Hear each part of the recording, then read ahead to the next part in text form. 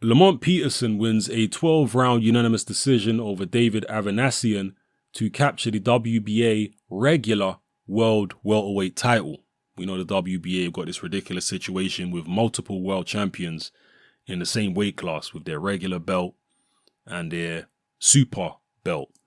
Now, I've only ever seen Avanesyan fight once before, and that was against Shane Mosley. I wasn't particularly impressed with him in that fight, and I wasn't particularly impressed with him in this fight against Lamont Peterson. He seems very basic, doesn't have much power there, no real speed there, just a real rudimentary fighter. Doesn't do anything particularly badly, but again, doesn't do anything especially good. Now, in the opening round, Peterson came out shooting a jab, and I have to say, Peterson was wearing what looked like Speedos. It was unusual to see a boxer wearing pom-pom shorts or batty riders, in colloquial terms, shorts that are that short. It's unusual to see fighters wearing that. I haven't seen fighters wear anything like that since the 80s. Some fighters used to wear very short shorts. So, yeah, that was a little unusual. I did laugh. But, yeah, he came out in the first round and he was popping a jab and he was boxing very smoothly. And Avanesyan is so slow on his feet that it just looked like an easy night's work for Lamont Peterson. But inexplicably, Peterson decided to actually get involved with Avanesyan. And as the commentators pointed out, this was nothing that Avanesyan was forcing Peterson to do. This was something Peterson was doing voluntarily. He, stopped moving around voluntarily, not because he was tired, just because he felt like having a fight. And maybe because he predicted that he would stop Avanesyan and he wanted to get a stoppage and wear him down and what have you. So he went on the inside, he started trading, and that just gave Avanesyan an opportunity to win rounds. Yes, Peterson won the fight, but he could have made it a lot easier for himself. And I personally think it was reckless strategy by Peterson, and it was also reckless strategy by his corner, because his corner were not telling him to box certain rounds and make it easy, put rounds in the bank. They weren't telling him to do any of that. They were telling him to keep on being on the inside, throw this body shot, do this, do that. You can't play games like that when you're dealing with judges, man. You might think you won the fight. You might have deserved to win the fight. But when the judging comes into play, you just never know what's going to happen. So don't give the other guy opportunities that he don't need to have. If you're so far ahead in the fight that you can afford to trade a couple of rounds here and there, maybe give a couple rounds away, cool. But that's not what Lamont Peterson did. He started trading and allowing Avanesyan into the fight within the first 3 rounds, when he could have just taken the first 3-4 rounds boxing like he was doing in the first round, maybe even the first 5 rounds boxing, and then made it impossible for Avanesyan to win on the cards. But as it turned out, the scorecards were all in favor of Peterson, obviously, but they were 116 to 112, 115, 113, and then 116 to 112 on the third card. So one of the cards was actually 115 to 113. That was only a 2-point difference. He didn't need to make it a 2-point fight. You can't play games like that.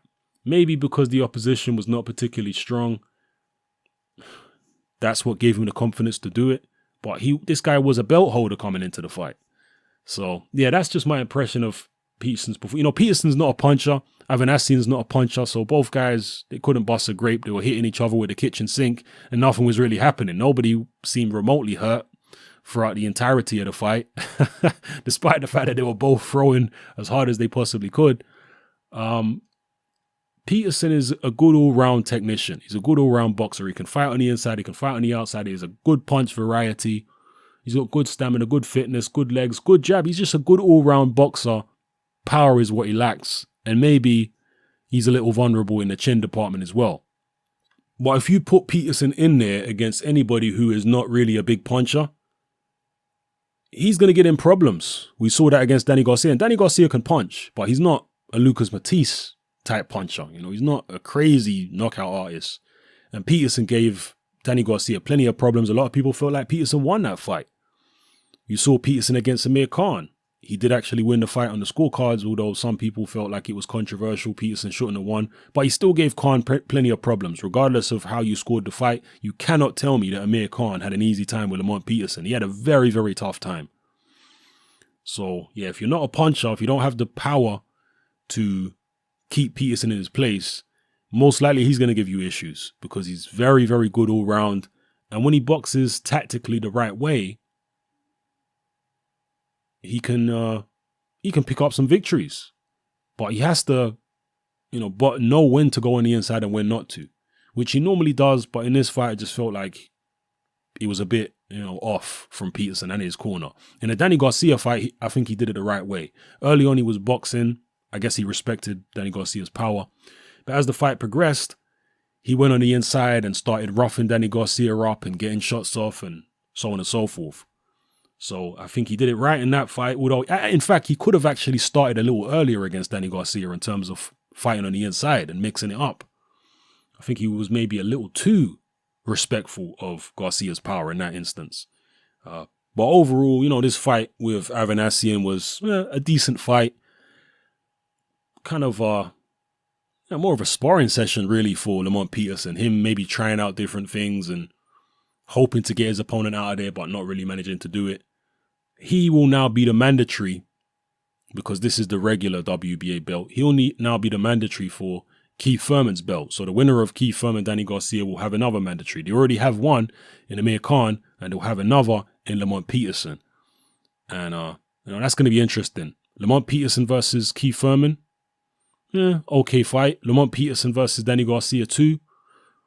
Would Lamont Peterson be able to get the win this time legitimately? Because people thought he won it first time, but he wasn't given it by the judges. Would he be able to get it the second time around? If it's Danny Garcia that comes through the Keith Thurman fight, maybe Danny Garcia and Keith Thurman will fight to a draw. And we will have to see the Keith Thurman Lamont Peterson fight rather than the rematch between Garcia and Peterson. So there's not really much else to say about this Peterson Avanesyan fight. It was an okay fight, decent fight. But I just feel that Peterson could have made it a lot easier for himself. And I think I would have been more impressed if he utilized more long-range boxing, frustrated his opponent, because he managed to get his opponent cut, so on and so forth. I feel like he should have frustrated him on the outside, popped that jab, done certain things on the outside for a while until his opponent started getting desperate, then started making mistakes. Then Peterson could have stepped it up on the inside, rather than doing it prematurely, like I believe he did in this fight. The opposite of what he did in the Danny Garcia fight, where he did it a little too late. So anyway, let me not waffle on for too long. Drop your comments in the comment section below. Let me know how you felt about Lamont Peterson's performance here, Avanesyan's performance, and also who you'd like to see Lamont Peterson in the ring with going forward. Drop it all below. It's Hatman, I'm out.